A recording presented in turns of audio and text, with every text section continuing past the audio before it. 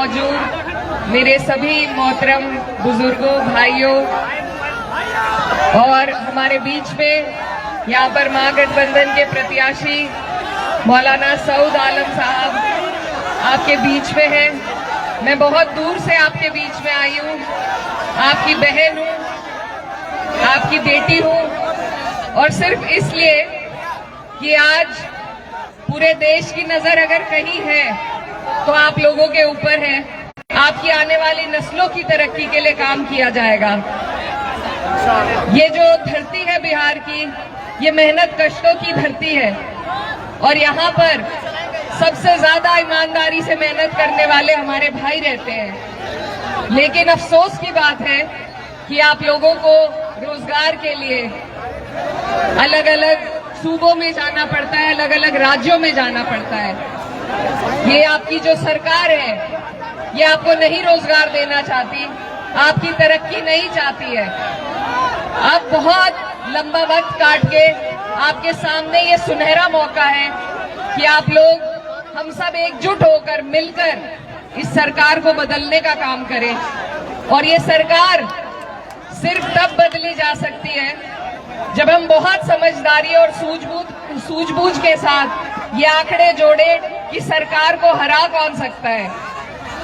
ये गठबंधन इसीलिए आपके लिए बना है कि सब आप और हमारे जैसी सोच रखने वाले, तरक्की की, भाईचारे की सोच रखने वाले लोग एकजुट होकर इस नापाक सरकार को बदलने का काम करें। मेरे भाइयों, मैं आपसे ये कहना चाहती हूँ कि आप लोग अपने इन वोटों को, अपनी ताकत को बंटने नहीं दीजिए। एक और फिर से आपको और हमें कोशिश करनी है कि इनको फिर से हम जिताएं ताकि हमारी सरकार बन सके। मेरे मौलाना सऊद के जो वालिद थे वो मेरी वालदा के साथ सांसद रहे, तो हमारा पुराना ताल्लुक है, पुराना रिश्ता है और उसी के नापाक सरकार है। इससे हम लड़ते हैं, जब इससे हमें लड़ना पड़ता है आपके मुद्दों पे, चाहे वो वक्फ का मुद्दा हो या आपकी तरक्की, आपकी बेहतराई के लिए, आपकी रोजगार के लिए कोई मुद्दा हो। जब हम लड़ते हैं तो आपकी और हमारी लड़ाई का फायदा उठाकर जो लोग जीत के इस सरकार में बैठे हैं हमारे पास है, और कोई लाठी डंडे की ताकत नहीं है, सिर्फ वोट की ताकत से आप चोट पहुंचा सकते हैं।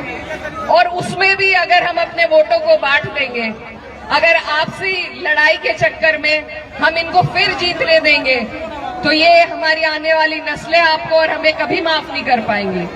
तो मैं बहुत दूर से आपके बीच में, हमारा उत्तर प्रदेश आपकी तरफ निगाहें टिकाए बैठा है कि बिहार से जो संदेश निकलेगा वो पूरे देश भर में सरकार को बदलने का काम करेगा। तो मेरे भाइयों, आपसे मेरी यही गुजारिश है बार बार कि सभी लोग, माननीय अखिलेश यादव जी, राहुल गांधी जी, तेजस्वी यादव जी, सभी लोग कोशिश कर बना सकते हैं। अगर वो सरकार के नजदीक पहुंचते हैं तो आप बेशक वोट उन्हें दे दीजिए, लेकिन वो नहीं पहुंचेंगे, उन्हें अगर वोट दिए जाएंगे, बटेंगे अगर हमारे वोट, तो सरकार फिर से भाजपा की बनेगी। और इस बार भाजपा, नीतीश जी को मुख्यमंत्री भी सुरक्षा करनी है और उसका जरिया, मैंने जैसा आपको बताया, सिर्फ वोट का है आपके पास। इस बार आपको नहीं बटना है, आपको एक एक वोट एकजुट होकर अपने प्रत्याशी लालटेन पर देने का काम करना है। तो इन्हीं बातों के साथ अदा करती हूँ और बस एक बात के साथ आपसे विदा लेना चाहती हूँ कि उसूलों पर जब आ जाए तो टकराना जरूरी है, जिंदा हो तो जिंदा नजर आना जरूरी